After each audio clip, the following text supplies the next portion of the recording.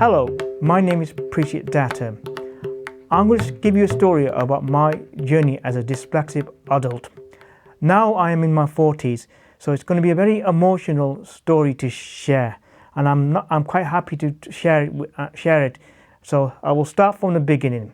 I was born in 1978, and I was a premature baby. So that's the year I was born. And I had a good young age up to 1 to 4. Then I started school in the 80s. Oh, I love the 80s decade. I started school in 1983. The first years of school went all right for me, no problems at all. But when we went to the mid 80s, things started to go a little bit concerning and everything. Because I went to a private primary school, and in this school, the struggle started to begin. In one classroom activity, I remember we did an exercise, a classroom activity, and I had to follow what was going on.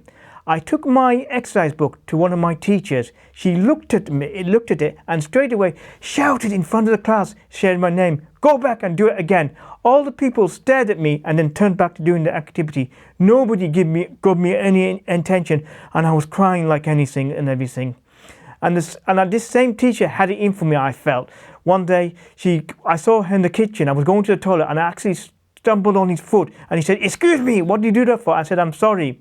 But she shouted at me like that, and none of the teachers understood me, and I was really, really socially isolated. That when during playground activities, I would sit on the wall on my own in a little bit of tears. I found it very difficult to make friends, and some of the people would just stare at me and not give me any attention at all. I was a bit of an introvert alone at school because nobody understood me.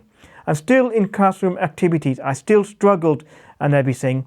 And the head teacher of the primary school at the time had a conversation with my parents, expressing her concerns and everything, but nothing was investigated. So once primary school was completed, I went to secondary school. Now secondary school didn't get any better for me because I still struggled in secondary school. When I was at secondary school, every November and June we used to do internal exams to see how much we've learned from the class and what we understood. And I struggled on the exam papers. I achieved poor marks of 35%, so it was well below the expectation. And all the other pupils were excelling in their exams and studies, but they didn't care that I was getting low marks. I told them that I'm feeling sad. They said to me, "I don't care." They just shrugged me up, didn't look at me, didn't care. I said, "It's your problem." So this struggles continued for a while. When I was 15, I finally obtained my diagnosis of dyspraxia. It needed to be done. My dad put me to a GP, and I was referred to a specialist, and on one October day in 1993, I was finally diagnosed with dyspraxia. Now, we still face further struggles and battles because we had to convince the education authority that was a job of my wonderful parents. My dad was a retired doctor, so he was a doctor at that time. My mum was an ex-teacher. He taught maths and literature, and they went to the education authority trying to convince them to give me extra time. They were reluctant to give extra time, and I still continued to struggle until the build up the GCSE exam, not getting the high marks that it was needed to pass.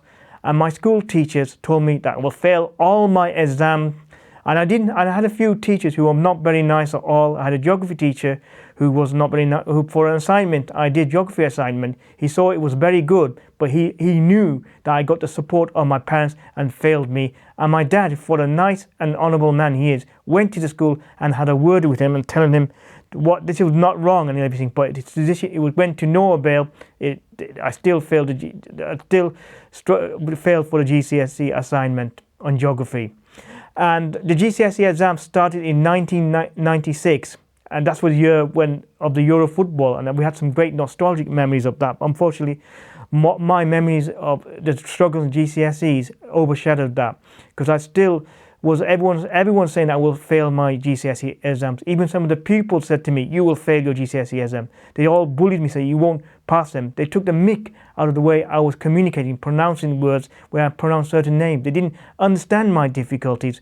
One pupil called me a nutter, and when I told to declare to the pupils that I've got extra time for GCSE exam. The same people said, you don't need extra time. They just didn't understand what was that I had dyspraxia and what it was. I think the temperament and mindset of teenagers, they just don't understand it and everything, looking back. And it was really hurtful. But after waiting, on the summer of '96, we went on a holiday, I don't know, in a seaside resort for a bit, just to divert our minds from the tension and build up to waiting for the results, which would come in August. And in August, on a nice sunny day in 1996, in August, we had to go to school to collect the results. All the other people were there. I didn't really talk too much with them because I didn't really get on with them, and I didn't really want to talk to them because they bullied me a lot and didn't understand me. And the maths teacher, who was a very nice man, who got me extra tuition for my maths, he was one of the best tutors at the school. He sent me the results. I had one, pleased to announce you have passed most of your GCSEs. So I passed 5 GCSEs. That was really a great achievement. I silenced my critics and everything. I feel very pleased and very happy, and I think I'm a little bit emotional about this, It's just I didn't never expected this to happen to me, but I did pass my GCSEs. Now the transaction to A levels. Now A levels, in here, the emphasis on independent learning. So you had to study on your own. You did get a lot of extra time off, but you couldn't utilize that time for going out to places shopping. You had to use those times to study, to do some revision, go over what you learned from the lesson. That's what I did. But the transaction to A levels was still another hard roller coaster for me, because in my first year I didn't do very well. I failed all my A level exams and everything. And there was doubt on whether I would progress to the second year. But I got to say that the tutors at the college were very, very nice. There was a good sports study teacher, good business study teacher. They gave the support to my parents and everything. And in the second year, I had a sports teacher who gave me extra support, a business teacher at home who gave me extra support, and I managed to pass my A levels in August 1998, and we went to India in July for 4 weeks. I went with my dad. My mum and brother joined, so we needed to have some time off just to divert from the tension of the build up to the A level results. But when I came back from India, I did pass my A level results, because I remember in one module I got 83%. I never expected it. It was for a marketing module, so that was a big achievement. And the business teacher, what an honourable, nice man, told me, well done. And once I got the A-level results and passed them, my mum and my brother wrote a letter expressing gratitude to the school, to the college. The head teacher was a very nice man. They got me the right support and everything. I'm really pleased about that. And in college life, I did make a few friends, so it was a better life. Socially, I was more active there. Wouldn't say too much, but active. Then it was university life, which started in 1998, where I studied for a marketing qualification, BA Honours.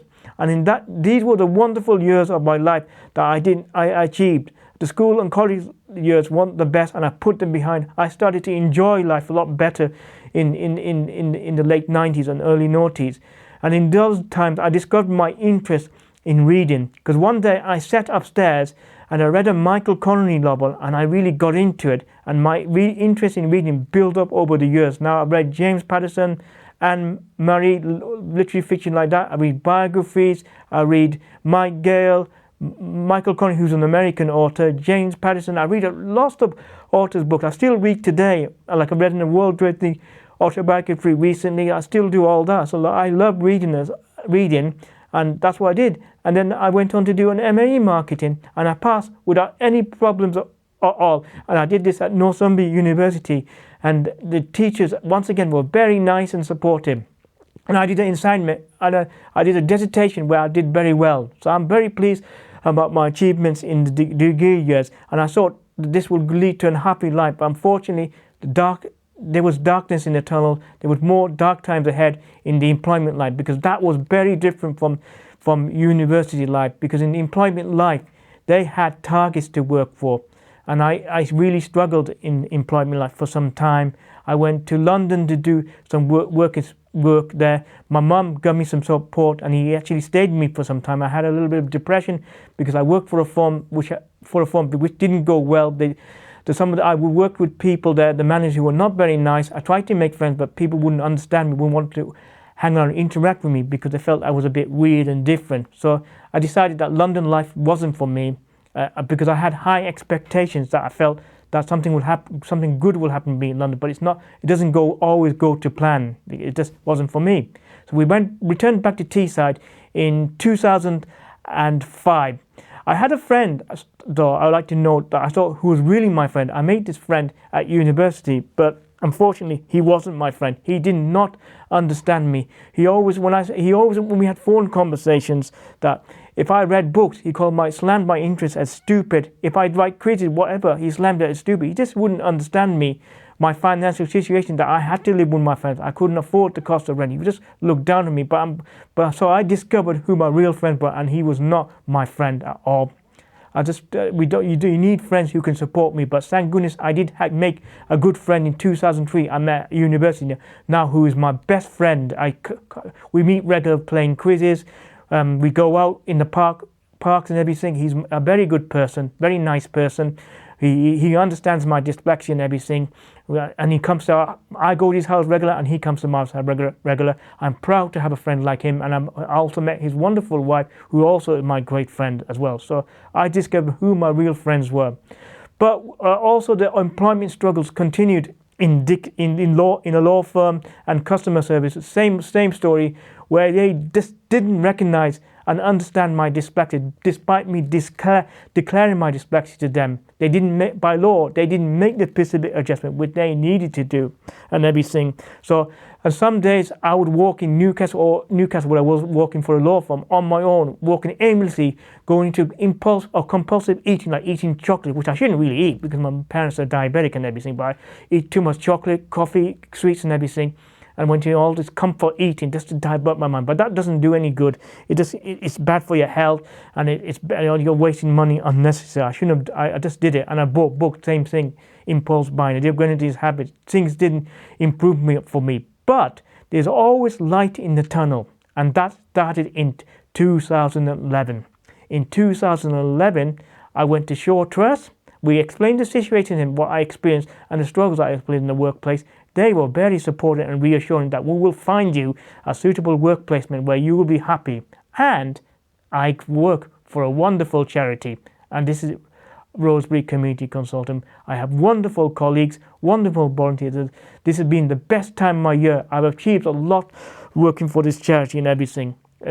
I've started to write funding bids, start my own project, Dyspraxia Support Group Teesside, with the support of my wonderful colleagues and everything. And I've accomplished a lot, networking. I've done a lot of networking, made new connections, made new friends.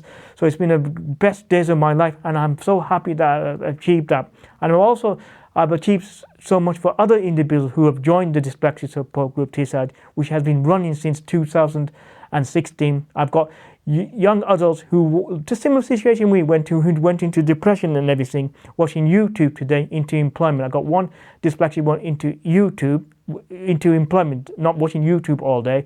I've got a dyspraxic child building confidence and being an ambassador for the group, and I've got other dyspraxic adults regular attending. I've got one member who's been actively joining this group since 2016, and he loves joining this group. So I have done wonderful things for the dyspraxic individuals, and I want to continue doing it and inspire people to join this group because I want to achieve positive outcome for the group. This charity has helped to build my confidence and make me a more smile and relaxing, enjoyable, and enjoy life better, which I struggled in the noughties. Now I've got a wonderful wife from India. She's very supportive and understands my dyspraxia because that was important for me to declare my dyspraxia. She comes from Kolkata, and it has always been my dream to have a dog. Now I've got a beautiful Saluki dog called Otis, and having a dog has really has a positive impact on my mental health and everything. I love this dog. He's very friendly and very jolly. So it's my childhood dream fulfilled, and I love reading quizzes. I love socializing, and this charity has done a world of good. And I try hard not to think about the dark chapters, what happened in the past. I think it's important to put any bad times you've had in the past behind you and not let dyspraxia be a hindrance. Always show to people that you can achieve things. And I've done that. I've silenced all my critics who thought I would never achieve a degree or pass my GCSEs.